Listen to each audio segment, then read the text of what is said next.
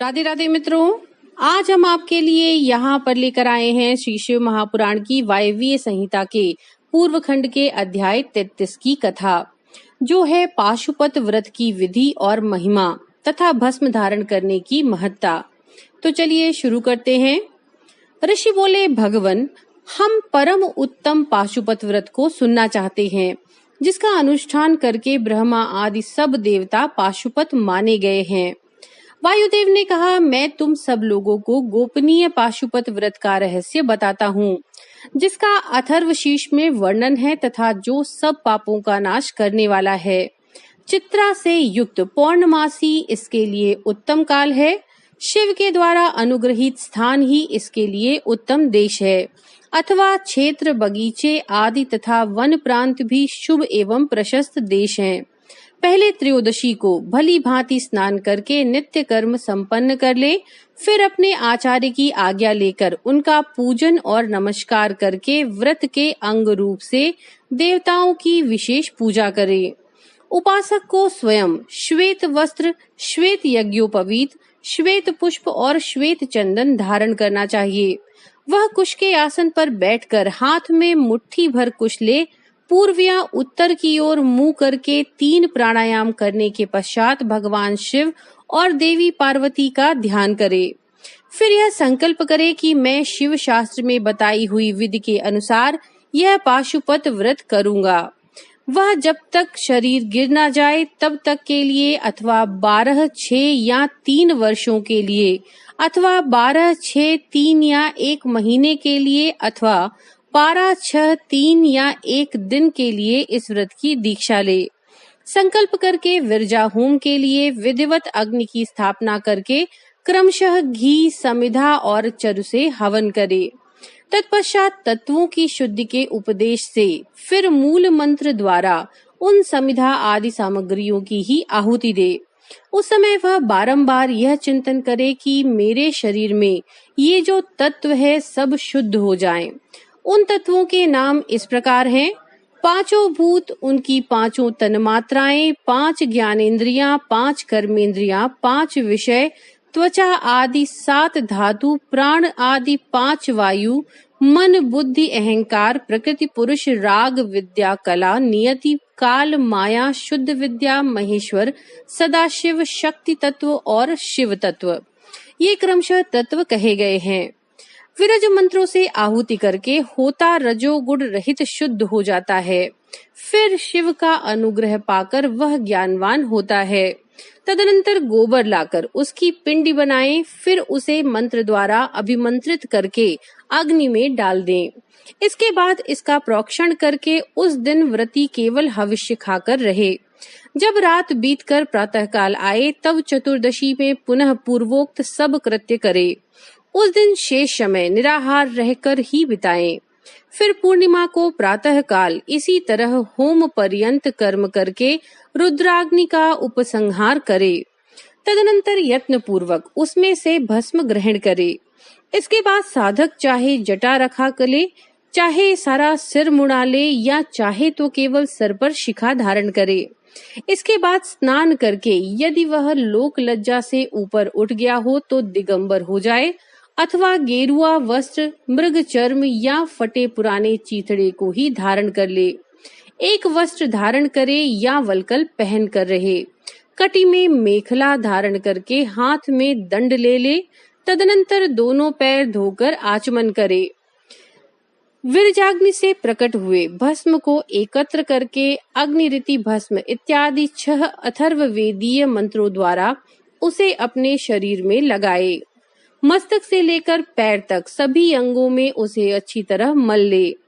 इसी क्रम से प्रणव या शिव मंत्रों द्वारा सर्वांग में भस्म रमाकर त्रायुष्म इत्यादि मंत्रों से ललाट आदि अंगों में त्रिपुंड की रचना करे। इस प्रकार शिव भाव को प्राप्त हो शिव योग का आचरण करे। तीनों संध्याओं के समय ऐसा ही करना चाहिए। यही पाशुपत व्रत है, जो भोग और मोक्ष देने वाला है। यह जीवों के पशु भाव को निवृत्त कर देता है। इस प्रकार पाशुपत व्रत के अनुष्ठान द्वारा पशुत्व का परित्याग करके लिंग मूर्ति सनातन महादेव जी की पूजा करना चाहिए। यदि वैभव हो तो सोने का अष्टदल कमल बनवाएं जिसमें 9 प्रकार के रत्न जड़े गए हों, उसमें कर्णिका और केसर भी हो। ऐसे कमल को भगवान का आसन बनावे। धनाभाव होने पर लाल या सफेद कमल के फूल का आसन अर्पित करें। वह भी ना मिले तो केवल भावना में कमल समर्पित करें। उस कमल की कर्णिका में पीठिका सहित छोटे से स्फटिक मणि में लिंग की स्थापना करके क्रमशः विधि पूर्वक उसका पूजन करें। उस लिंग का शोधन करके पहले शास्त्रीय विधि के अनुसार उसकी स्थापना कर लेनी चाहिए। फिर आसन दे पंचमुख के प्रकार से मूर्ति की कल्पना करके पंचगव्य आदि से पूर्ण अपने वैभव के अनुसार संग्रहित भरे हुए सुवर्ण निर्मित कलशों से उस मूर्ति को स्नान कराए। फिर सुगंधित द्रव्य कपूर, चंदन और कुमकुम आदि से वेदी सहित भूषण भूषित शिवलिंग का अनुलेपन करके बिल्व पत्र, लाल कमल, श्वेत कमल, नील कमल, अन्यान्य सुगंधित पुष्प, पवित्र एवं उत्तम पत्र तथा दूर्वा और अक्षत विचित्र उपचार चढ़ाकर यथा प्राप्त सामग्रियों द्वारा महापूजन की विधि से उसमें मूर्ति की अभ्यर्चना करें। फिर धूप, दीप और नैवेद्य निवेदन करें। इस तरह भगवान शिव को उत्तम वस्त्र निवेदन करके अपना कल्याण करें। उस व्रत में विशेषतः वे सभी वस्तुएं देनी चाहिए जो अपने को अधिक प्रिय हो, श्रेष्ठ हो और न्याय पूर्वक उपार्जित हुई हो। बिल्व पत्र, उत्पल और कमलों की संख्या 1,000 होनी चाहिए। अन्य पत्रों और फूलों में से प्रत्येक की संख्या 108 होनी चाहिए। इन सामग्रियों में भी बिल्व पत्र को विशेष यत्न पूर्वक जुटाएं, उसे भूल कर भी ना छोड़ें। सोने का बना हुआ एक ही कमल 1 सहस्त्र कमलों से श्रेष्ठ बताया गया है। नील कमल आदि के विषय में भी यही बात है। ये सब बिल्व पत्रों के समान ही महत्व रखते हैं। अन्य पुष्पों के लिए कोई नियम नहीं है, वे जितने मिले उतने ही चढ़ाने चाहिए। अष्टांग अर्घ्य उत्कृष्ट माना जाता है। धूप और आलेप अर्थात चंदन के विषय में विशेष बात यह है, वामदेव नामक मुख में चंदन, तत्पुरुष नामक मुख में हरिताल और ईशान नामक मुख में भस्म लगाना चाहिए। कोई भस्म की जगह आलेपन का विधान करते हैं। दूसरे प्रकार के धूप का विधान होने से कुछ लोग प्रसिद्ध धूप का निषेध करते हैं। अघोर नामक मुख के लिए श्वेत अगुरु का धूप देना चाहिए। तत्पुरुष नामक मुख के लिए कृष्ण अगुरु का धूप का विधान है। वामदेव के लिए गुग्गल, सद्योजात मुख के लिए सौगंधिक तथा ईशान के लिए भी उशीर आदि धूप को विशेष रूप से देना चाहिए। शर्करा, मधु, कपूर, कपिला, गाय का घी, चंदन का चूरा और अगुरु नामक काष्ठ आदि का चूर्ण, इन सब को मिलाकर जो धूप तैयार किया जाता है उसे सबके लिए सामान्य रूप से उपयोग के योग्य बताया गया है। कपूर की बत्ती और घी के दीपक जलाकर दीपमाला देनी चाहिए। तत्पश्चात प्रत्येक मुख के लिए पृथक पृथक अर्घ्य और आचमन देने का विधान है। प्रथम आवरण में गणेश और कार्तिकेय की पूजा करनी चाहिए। उनके साथ ही बाह्य अंगों की भी पूजा आवश्यक है। प्रथमावरण की पूजा हो जाने पर द्वितीयावरण में चक्रवर्ती विघ्नेश्वरों का पूजन करना चाहिए। तृतीयावरण में भव आदि अष्टमूर्तियों की पूजा का विधान है। वहीं महादेव आदि 11 मूर्तियों का भी पूजन आवश्यक है। चौथे आवरण में सभी गणेश्वर पूजनीय हैं। पंचमावरण में कमल के बाह्य भाग में क्रमशः 10 दिक्पालों, उनके अस्त्रों और अनुचरों की क्रमशः पूजा करनी चाहिए।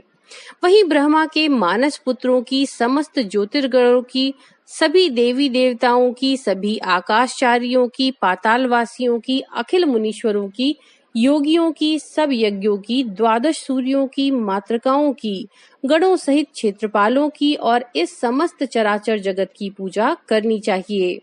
इन सबको शंकर जी की विभूति मानकर शिव की प्रसन्नता के लिए ही इनका पूजन करना उचित है। इस प्रकार आवरण पूजा के पश्चात परमेश्वर शिव का पूजन करके उन्हें भक्ति पूर्वक घृत और व्यंजन सहित मनोहर हविष्य निवेदन करना चाहिए। मुख शुद्धि के लिए आवश्यक उपकरणों सहित तांबूल देकर नाना प्रकार के फूलों से पुनः इष्ट देव का श्रृंगार करें, आरती उतारें, तत्पश्चात पूजन का शेष कृत्य पूर्ण करें। प्याला तथा उपकारक सामग्रियों सहित शैया समर्पित करें। शैया पर चंद्रमा के समान चमकीला हार दें। राजोचित मनोहर वस्तुएं सब प्रकार से संचित करके दें। स्वयं पूजन करें, दूसरों से भी कराएं तथा प्रत्येक पूजन में आहुति दें। इसके बाद स्तुति, प्रार्थना और जप करके पंचाक्षरी विद्या को जपें। परिक्रमा और प्रणाम करके अपने आप को समर्पित करें। तदनंतर इष्ट देव के सामने ही गुरु और ब्राह्मण का पूजन करें। इसके बाद अर्घ्य और 8 फूल देकर पूजित लिंग या मूर्ति से देवता का विसर्जन करें। फिर अग्निदेव का भी विसर्जन करके पूजा समाप्त करें। मनुष्य को चाहिए कि प्रतिदिन इसी प्रकार पूर्वोक्त रूप से सेवा करे।